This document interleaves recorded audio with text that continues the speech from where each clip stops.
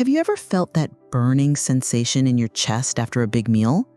That uncomfortable feeling is acid reflux, and it happens to millions of people every single day.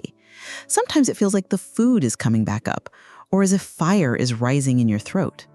But the interesting thing is that a very simple ingredient you already have in your kitchen might bring quick relief. I'm talking about baking soda, the same white powder most of us use for baking or even cleaning around the house. Baking soda is alkaline, and when it mixes with the acid in your stomach, it can help neutralize it, which means it may calm down that burning sensation. The way people usually prepare it is very simple. You take about half a teaspoon of baking soda, mix it into a small glass of water, and stir until it dissolves completely. Then you drink it slowly, giving your body time to respond. Many people notice that the discomfort starts to ease after just a few minutes. But before you rush to try this, it's very important to remember that this is only meant for occasional relief.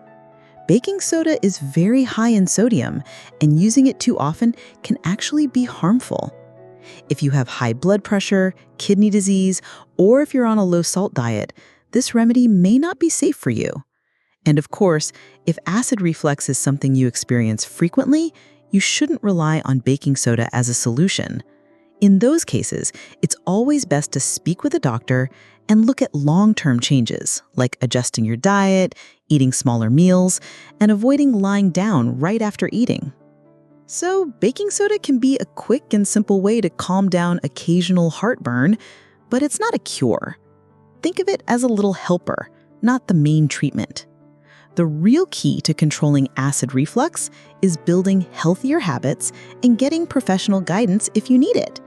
If this tip was helpful, make sure to share it with someone who might benefit, and remember to take good care of yourself, because your health truly matters.